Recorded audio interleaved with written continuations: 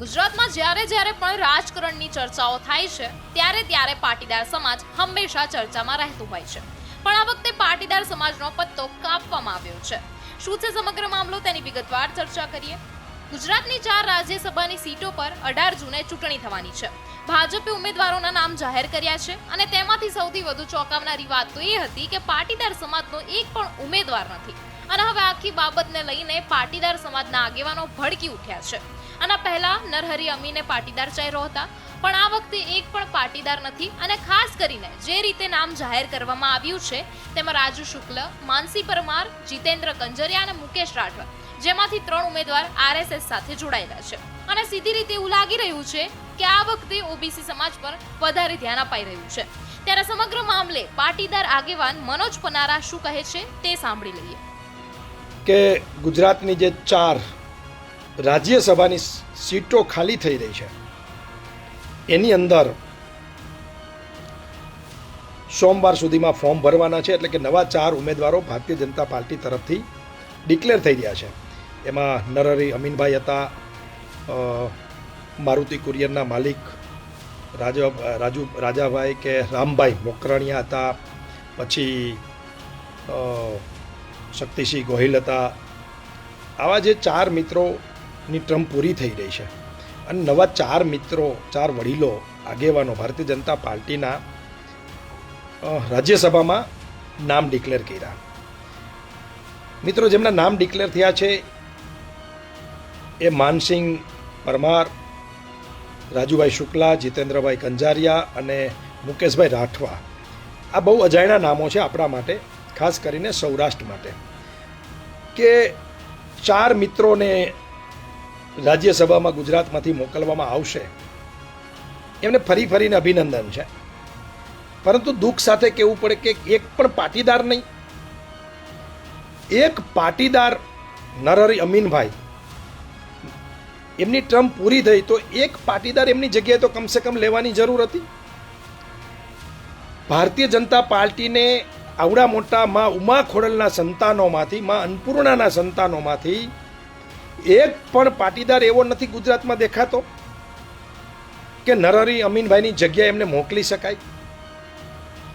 કે પછી ભારતીય જનતા પાર્ટી અત્યારે જેના હાથમાં છે એવા જગદીશ વિશ્વકર્મા, પરંતુ આમ તો એ જગદીશ પંચાલ, જેમને પ્રભાત દુધાતે પહેલી વખતે જ્યારે ધારાસભ્ય બન્યા 17માં આંદોલન પછી, અને અમરીશ ડેર ને બધા મિત્રોએ બાકા ઝીકી બોલાવી હતી વિધાનસભામાં, માઇક ઠોક્યું હતું, એ જ જગદીશ પંચાલ આજે ભારતીય જનતા પાર્ટીના પ્રમુખ છે ગુજરાતના.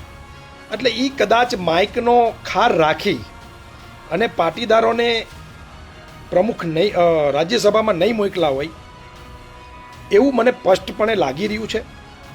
આમ પણ બહુ સારા ભાજપના મિત્રો મને કહેતા હોય છે કે જગદીશભાઈ છે એ પાટીદારોના વિરોધી છે. એ એવા તમામ તાકાતવાર સમાજના વિરોધી છે. એટલે એમની ગાજરની પીપુડી વાગ્યા રાખે, સમજાય છે ને પોલિટિકલી. પરંતુ જગદીશ પંચાલ ભારતીય જનતા પાર્ટીના અધ્યક્ષ ને ખબર નહીં હોય કે આ ભાજપને ગુજરાતની અંદર જન્મ આપનાર પાટીદારોનો બહુ મોટો સિંહ ફાળો છે. અરે આજે તમે એ પાર્ટીના અધ્યક્ષ બનો છો ને પાટીદારોના પત્તા કાપો છો. સાથે સાથે મારે કહેવું છે, કદાચ ભાજપના મિત્રોને નહીં ગમે તો નહીં ગમે, કારણ કે સમાજ ફર્સ્ટ, પછી પાર્ટી. કારણ કે સમાજ હજારો વર્ષ પહેલાં હતો, આજે પણ છે ને હજારો વર્ષ પછી પણ આ પાટીદાર સમાજ રહેવાનો છે. કદાચ ભાજપનો જન્મ આંગળીના વેઢે ગણી શકાય એટલા વર્ષથી થયો હશે. પહેલાં જનસંઘ અને પછી ભારતીય જનતા પાર્ટી. એટલે પાર્ટીઓ આવે ને જાય, સત્તા આવે ને જાય, પણ સમાજ અને સમાજની વાત કરવી પડે મિત્રો. હું ચેલેન્જ સાથે કહું છું, જે લાઈવ મિત્રો જોઈ રહ્યા છે એમને, એક પણ ભાજપનો પાટીદાર, એક પણ સમાજનો આગેવાન, એક પણ સંસ્થાનો ટ્રસ્ટી ચૂ કે ચા નહીં બોલી શકે કે અમારા સમાજનો વાંક શું, કે અમને રાજ્યસભાનું એક પદ ખરેખર મળવું જોઈએ. તો શા માટે નહીં?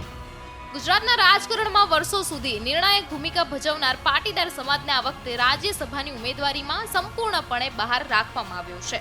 શું ભાજપ હવે પાટીદારોને માત્ર મત બેંક તરીકે જોઈ રહી છે કે પછી બદલાતા રાજકીય સમીકરણોમાં પાટીદાર સમાજનું મહત્વ ઘટી રહ્યું છે?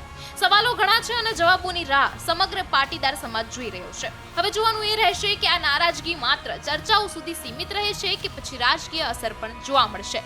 તમારું આ વિશે શું માનવું છે તેમને કમેન્ટ કરીને જરૂરથી જણાવજો.